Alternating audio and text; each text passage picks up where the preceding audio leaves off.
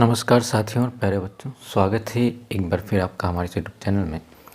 देखिए, अभी तक हम जो है जितना भी रिवीजन कर चुके हैं चैप्टर्स का, उसमें आज की इस वीडियो के अंदर हम रिवीजन करने वाले हैं अध्याय 5 समांतर श्रेणी एपी का।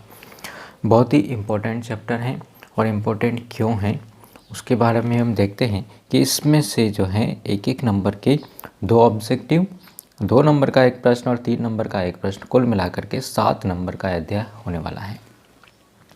और पूरे चैप्टर के अंदर सिर्फ एक ही सूत्र काम करता है, n = a + n-1 × d। प्रश्नावली 5.1 और 5.2 के ही प्रश्न आपको इसमें से पूछे जाएंगे। एक्सरसाइज 5.3 जो है एक्सरसाइज 5.3 है, वो यहाँ से अब की बार आपको नहीं पूछी जाएगी, रिमूव कर दी गई है। और साथ ही चैप्टर 5 से रिलेटेड अपने को कोई इतनी परेशानी वाली बात भी नहीं है, क्योंकि चैप्टर 5 के लिए हर एक प्रश्न का एक वीडियो अलग से बना हुआ है, तो उसको भी आप जो है देख सकते हैं। उसकी लिंक जो है, जितने सारे प्रश्न हैं उसकी लिंक डिस्क्रिप्शन में आपको मिल जाएगी। यहाँ शुरू करते हैं हम कि समांतर श्रेणी का प्रत्येक पद पहले पद को छोड़कर अपने पद में एक निश्चित संख्या जोड़ने पर प्राप्त होता है। यह एक सत्य कथन है। साथ ही यह समांतर श्रेणी की परिभाषा भी आपको मिल जाएगी यहाँ से कि एपी का ऐसी सूची जिसका प्रत्येक पद अपने पद में निश्चित संख्या जोड़ने पर प्राप्त होता है, समांतर श्रेणी कहलाती है। एपी के 2 क्रमागत पदों में एक निश्चित अंतर होता है। ठीक है, किन्हीं भी 2 पदों के अंतर एक निश्चित अंतर मिलेगा, जिससे हम बोलेंगे उसका सार्वंतर। सार्वंतर धनात्मक, ऋणात्मक या शून्य हो सकता है, सत्य है। एपी 3 का प्रथम पद, ये तो एक एपी है, ठीक है, और प्रथम पद कितना हो जाएगा, जो सबसे पहले आएगा वो प्रथम पद 3। और सार्वंतर की हम बात करें तो सार्वंतर कैसे मिलेगा, पीछे दूसरे पद में से पहले पद को घटा लें, तीसरे में से दूसरे को घटा, सभी का जो अंतर है वो एक समान रहना चाहिए, तो उसे हम कहते हैं सार्वंतर। ये कितना है, यहाँ पर 0 है। यदि एपी के पदों की संख्या परिमित है तो उसे परिमित एपी हम कहते हैं। 4, 10, 16, 22 क्या एक एपी है? कैसे पता लगेगा कि पहले पद के अंदर जो संख्या जोड़ रहे हैं हम, ठीक है, जिससे अगली संख्या आ रही है, या सभी पदों के अंदर जो अंतर है वो बराबर होना चाहिए। देखिए, 4 में 6 जोड़ा 10 आ, 10 में 6 जोड़ा 16 आ गया, 16 में 6 जोड़ा 22, सभी का अंतर जो है बराबर है। या इसमें से इसको हम घटाएं, 10 में से 4 को घटाएं 6 आएगा, 16 में से 10 को घटाएं, तो ये जो सार्वंतर है अगर समान है तो वो एक एपी है।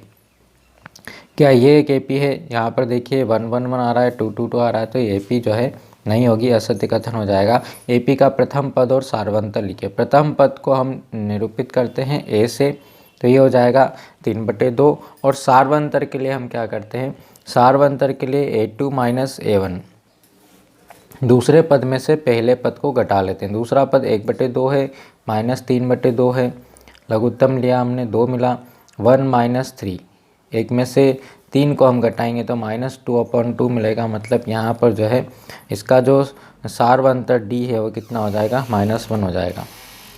12, 7, 2, ऋण 3 का प्रथम पद और सार्वंतर लिखिए। इसमें प्रथम पद तो अपने को यहाँ पर मिल गया,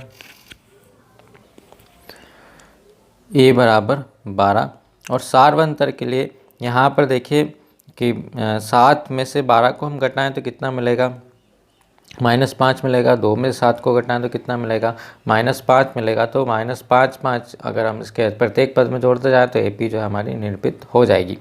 यहाँ पर इसका प्रथम पद और सार्वंतर हम लिख सकते हैं, 2 हैं प्रथम पद, डी का मान, दूसरे पद में से पहले पद को अपने को घटाना है, तो डी का मान अपने को कितना मिल जाएगा, 5 - 4 मतलब 1/2 जो है इसका सार्वंतर हो जाएगा। यदि a = -2 और d = 0 है तो एपी के प्रथम 4 पद होंगे। देखिए, पहला पद जो है कितना है, -2 है, और उसमें सार्वंतर कितना जोड़ना है, d जो है वो कितना है, 0 है, तो दूसरा पद भी -2 होगा, तीसरा ही -2, पूरा जो है सभी पद इसके जो है कितने होंगे, -2 होंगे। प्रथम पद a और सार्वंतर d वाली एपी का व्यापक पद लिखिए। बहुत ही इम्पोर्टेंट क्वेश्चन है ये वाला ऑब्जेक्टिव के लिए। प्रथम पद a और सार्वंतर d देखिए प्रथम पद हमने लिख दिया ए, सार्वंतर को हम क्या करते हैं, दूसरे पद के लिए क्या करते हैं, उसके अंदर सार्वंतर जोड़ते जाते हैं। ठीक है, अब जो दूसरा पद आ गया इसमें फिर एक बार और डी जोड़ दिया तो क्या मिल गया, ए प्लस 2d, एक बार और डी जोड़ देंगे तो ए प्लस 3d। इस प्रकार ये एपी का जो है क्या है, यह जो है एपी का व्यापक रूप है। ठीक है, और इसका जो व्यापक पद होगा, ठीक है, एक क्वेश्चन में ध्यान दीजिए, व्यापक पद बोला है और व्यापक रूप बोला है। व्यापक पद जो होता है वो कहता है इसका एनवा पद, एन, ये इसका व्यापक पद है। N equal to a plus n minus 1 into d. किसी भी एपी का व्यापक पद पूछा जाए तो ये लिखना है, और व्यापक रूप पूछा जाए तो प्रथम पद ए, उसके अंदर डी जोड़ते जाए, पहला पद, दूसरा पद, तीसरा पद, ये वाला पद जो आएगा हमें कहाँ मिलेगा, एन में पे मिलेगा, इसलिए हम इसको व्यापक पद कहते हैं।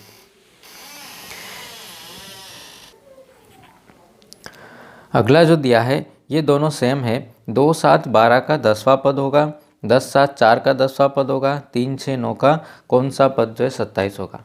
ठीक है, इसके हम बात करें 2 7 12 का 10वां पद, तो जब भी अपने को एनवा पद ज्ञात करना, देखिए इसमें किस किस की मान की ज़रूरत पड़ेगी, एक तो प्रथम पद की, दूसरा सारवंत और तीसरा जो है एन। अगर आपके पास में 3 मान हैं तो हम उसका कोई भी पद जो है, किसी एपी का कोई सा ही पद ज्ञात कर सकते हैं। तो यहाँ पर जो है ए का मान कितना है, 2 है। डी का मान कैसे मिलेगा, 7 में से 2 गया कितना बचा, 5, 12 में से 7 गया कितना बचा, 5 बचा, मतलब सभी पदों में कितने का अंतर है, 5 5 का अंतर है। और एन मतलब कितना है, 10। अपने को इसका 10वां पद जो है ज्ञात करना, तो यहाँ पे एन का मान रख दिया 10, ए का मान रख दिया 2, और 10 में से गया 9, और यहाँ पे कितना हो गया 5, डी का मान। तो पहले गुणा करवा दें फिर जोड़ें, ऐसा नहीं कि पहले जोड़ के आप गुणा करवा दें। ठीक है, तो 45 और 2 कितना हो जाएगा, 47, 47 जो है इसका 10वां पद अपने को मिल जाएगा। ऐसे ही 10 7 4 का आप ज्ञात कर सकते हैं। यहाँ पर जो है इसका 10वां पद अपने को निकालना है दूसरे वाले का, तो यहाँ पर जो ए का मान कितना है, 10 है, डी का मान कितना है, देखिए अंतर जो है वो क्या हो रहा है, -3 जोड़ने पर अपने को जो है डी मिल रहा है, 10 में -3 जोड़ेंगे 7 मिलेगा, 7 में -4, इस प्रकार डी का मान -3 हो गया। तो यहाँ पर जो है ए का मान तो हमने यहाँ पर लिख दिया 10 इस वाले क्वेश्चन के अंदर, और एन का मान कितना हो गया 9, और डी कितना है -3 है। तो 10 और -27 कितना मिल जाएगा अपने को, माइनस वाला पद जो है बड़ा है इसलिए इसका आंसर मिल जाएगा अपने को -17। अब इसी फार्मूले से ये जो अगला क्वेश्चन होगा, 3 6 9 का कौन सा पद 27 है। अगर नहीं अपने को सूत्र लगाते नहीं आता है, कोई मिस्टेक होती है तो आप गिन सकते हैं। यहाँ पर 9 कितने कितने का अंतर है, 3 3 का अंतर है, लिख दो 3, जब तक 27 नहीं आ जाए तो यहाँ पर जो है एन का मान जो है कितना होगा, 9 अपने को मिल जाएगा। 3 में 9 का गुणा कराएंगे 27 आ जाएगा। और तरीका क्या है सवाल को हल करने का, यहाँ पर ए का मान कितना है, 3 है, डी का मान कितना है, डी का मान भी 3 है, और एनवा पद दिया है, एन का मान अपने को ज्ञात करना है। ठीक है, तो एन का मान अपने को ज्ञात करना, तो एन की जगह हम रख दे value 27, n equal to 27, a का मान 3 हो गया, एन का मान हमें नहीं पता और इसका मान भी कितना है 3 है। 27, सबसे पहले इस 3 को इधर लाएं हम, इधर 3 का गुणा करा दें हम, तो 3n - 3 मिल जाएगा। ठीक है, तो यहाँ पर अगर हम 3 को इधर नहीं ले जाते तो भी अपना काम हो जाता, चलिए कोई दिक्कत नहीं है। यहाँ पर 27 - 3 24, और इधर से 3 -3 दोनों तरफ आप हटा दें तो n बराबर अपने को कितना मिल जाएगा, 27/3 मतलब 9 इसका मान जो अपने को प्राप्त हो जाएगा। चलिए अगला जो क्वेश्चन है कि 2x और 26 एपी में है, तो x का मान, जब कोई भी 3 पद एपी में होते हैं तो बीच वाला पद जो होता है दोनों का समांतर माध्य अपने को मिलेगा। 26 और 2 28 में 2 का भाग लगाएं तो इसका मान कितना हो जाएगा अपने पास, 14 अपने को इसका मान मिल जाएगा। चलिए 2 7 12 का 10वां पद, ये क्वेश्चन अभी हम सॉल्व कर चुके हैं। 3 8 13 का कौन सा पद 78 है।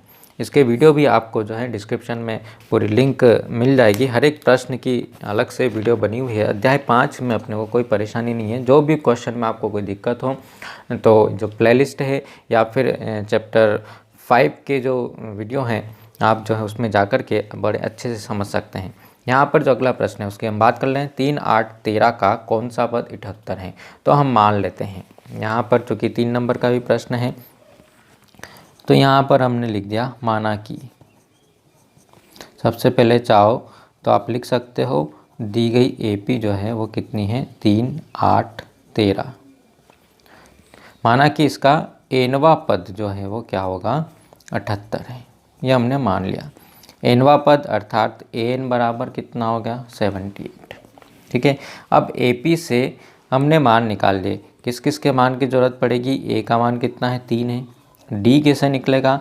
A2 minus A1। आगे वाले पद में से पीछे वाला पद हम घटा दें तो 8 माइनस 3 कितना हो जाएगा 5 हो जाएगा। मतलब सभी के अंदर 5 5 का अंतर है। 5 जोड़ने से अगला पद अपने को मिल रहा है। ठीक है, A हो गया, D हो गया। N का मान तो अपने को ज्ञात करना है कि इससे AP के अंदर कितने पद है। सूत्र लिखेंगे N equal to A plus N minus 1 into D। तो N का मान तो अपने को दिया हुआ है, कितना दिया हुआ है कि कौन सा पद 78 होगा, तो हमने मान लिया कि nवां पद 78 है। A का मान कितना हो गया 3 हो गया। N का मान ज्ञात करना है। D का मान कितना है 5 है। ठीक है, 78 इक्वल्स टू 3 प्लस यहाँ पे इस 5 को गुणा करवा दें हम, ब्रैकेट ओपन करेंगे तो 5n माइनस 5 अपने को मिल जाएगा। ठीक है, तो बराबर अपने को मिलेगा 78। अब नंबर्स कौन कौन है 3 और -5, कितना मिलेगा -2 प्लस 5n। ठीक है, या करके लिख दें हम कि यहाँ पर जो है 5n इक्वल्स टू मिलेगा। जब इस 2 को हम इधर लेकर के आएँ तो 78 प्लस 2 कितना हो गया 5n इक्वल्स टू मिला अपने को 80। जब 5n इक्वल्स टू आपको 80 मिल चुका है तो n का मान अपने को मिल जाएगा। 5 को उधर लेके गए तो कितना हो गया 80/5 अपने को मिल गया। और जब हम इसको काटेंगे तो फाइनली आपको n का आंसर मिल जाएगा। 5 एकम 5, 3 बचा 5 30, n बराबर 16 था। इस AP का 16वां पद जो है वो कितना होगा 78 अपने को मिलेगा। अगले प्रश्न की बात करें 21, 18, 15 का कौन सा पद -81 है। ठीक है, तो ये वाला भी same as it is question होगा। आप इसे सॉल्व करने का प्रयास कीजिए। क्वेश्चन परीक्षा के अंदर अपने को आना चाहिए। ऐसा नहीं कि वीडियो देख देख करके आप बोले कि हाँ ये कर लेंगे वो कर लेंगे, लेकिन परीक्षा के अंदर जो आप कॉपी के अंदर लिखेंगे वो अपने काम की चीज़ें, प्रश्न आपको हल करते हुए आना चाहिए। सबसे इम्पोर्टेंट प्रश्न की बात करें, यहाँ पर हम 2 अंकों की कितनी संख्याएँ 3 से विभाज्य हैं। ठीक है, 2 अंकों की संख्याएं कितनी हैं जिसमें 3 से पूरा भाग चला जाएगा। और 3 से भाग जाने वाली, यहाँ पर हम देखते हैं कि चौथा सवाल हम हल कर रहे हैं, फोर्थ क्वेश्चन। 2 अंकों की संख्याएं, सबसे पहले तो 2 अंकों की संख्याएं हम लिखें। 2 अंकों की संख्याएं कौन कौन सी होती है, कहाँ से शुरू होती है 2 अंकों की संख्याएँ। ठीक है, 1 से लेकर के 9 तक तो 1 अंक रहता है। 2 अंकों की संख्या शुरू होती है किससे 10, 11, 12, कहाँ तक होगी 99 तक, क्योंकि 100 तो अपना 3 अंक हो गया। अब इनमें से 3 से विभाजित होने वाली 2 अंकों की संख्या है। ठीक है, हमारा सवाल शुरू होता है यहाँ से कि 3 से विभाजित होने वाली 2 अंकों की संख्या जिसमें 3 से भाग जाता है।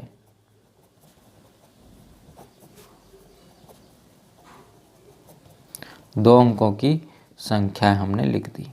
3 से भाग जाने वाली जो पहली संख्या होगी वो कौन सी होगी? 10 में तो 3 से भाग जाता नहीं, 11 में जाता नहीं, किस में जाता है 12 में जाता है। तो पहली संख्या कौन सी होगी 12 होगी। अगली संख्या जिसमें 3 से भाग जाता है, 12 के बाद क्या आएगा 15 आएगा, 15 के बाद क्या आएगा 18 आएगा। मतलब सभी के अंदर कितने का अंतर रहेगा 3 का अंतर रहेगा। अंतिम संख्या कौन सी होगी जिसमें 3 से भाग जाएगा 99। तो अपने को क्या ज्ञात करना है, ये AP हमारी बन करके तैयार है। A का मान कितना आया 12 आया, D का मान कितना आया 3 आया, इसका nवां पद कितना है 99 है, 99 है।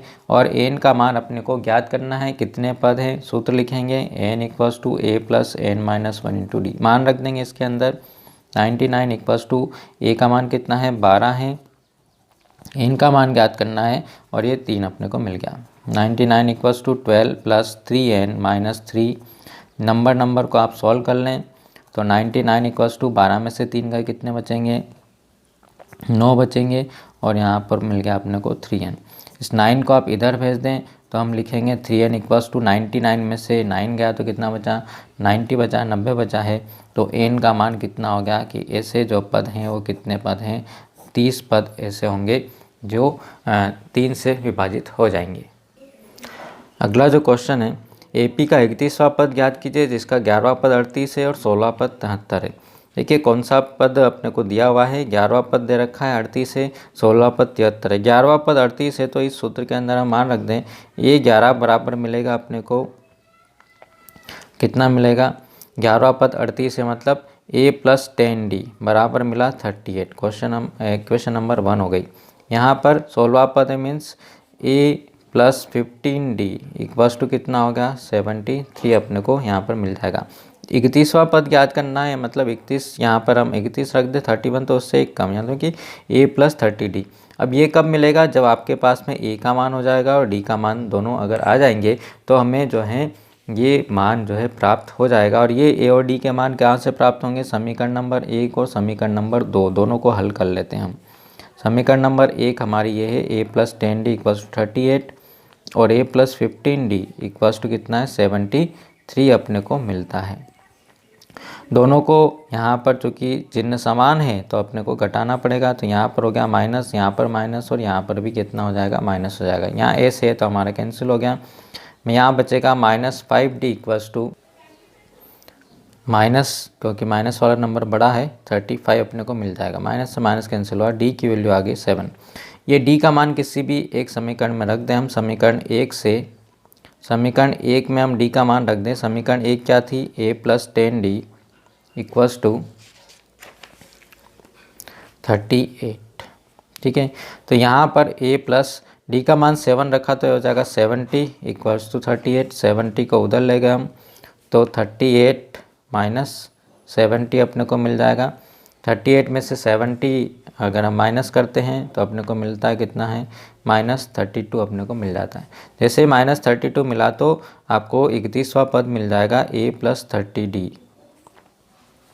A का मान -32 है, D का मान 7 है, तो -32 और 7 या 21 कितना हो जाएगा, 210 हो जाएगा। तो आपको यहाँ से इसको हम माइनस कर लेते हैं इसके अंदर से, तो आंसर मिलेगा 178। तो इसका 31वां पद जो होगा 178 होगा। नेक्स्ट क्वेश्चन की हम बात करें, AP में 50 पद है। 50 पद है मतलब n = 50, तीसरा पद 12, A3 = 12 और अंतिम पद मतलब 50वां पद कितना है, 106 दिया हुआ है। तो A + 2D = 12 हो गया, A + 49D = 106 हो गया। क्या ज्ञात करना है, 29वां पद। 29वां पद ज्ञात करना मतलब A29 अपने को ज्ञात करना है।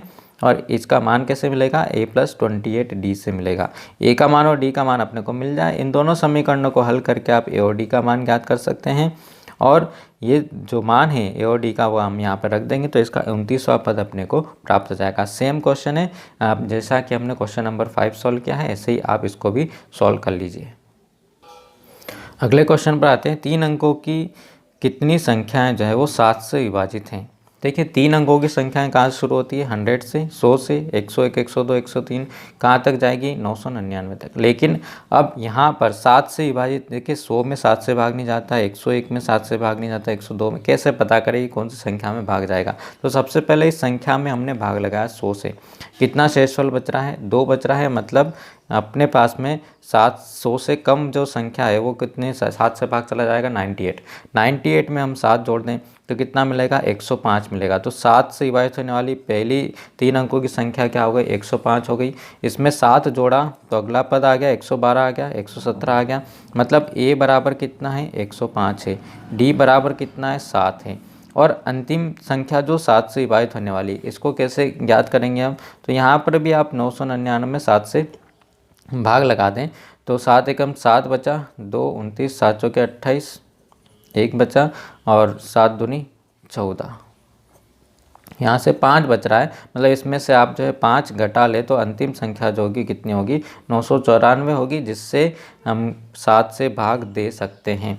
तो इसका जो अंतिम पद है, जो हम बोल रहे हैं कि इसका nवां पद है, वो कितना है, 994 अपने को मिल जाएगा।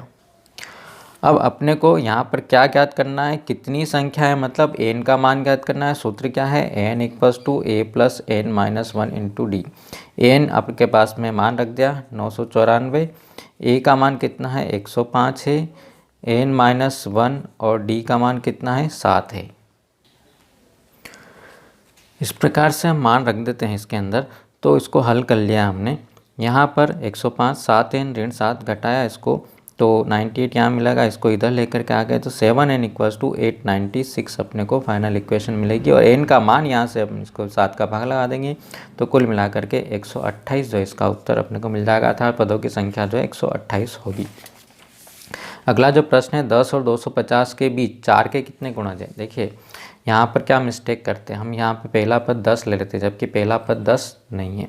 250 के बीच 4 के गुणज मतलब जिसमें 4 से भाग जाता है ऐसी संख्या आपने को यहाँ पर लिखनी है। तो पहली संख्या जिसमें 4 से भाग जाता है 12, दूसरी संख्या जिसमें 4 से भाग जाएगा वो क्या होगी, इसमें 4 जोड़ेंगे 16 हो जाएगा, इसमें 4 जोड़ेंगे 20 हो जाएगा।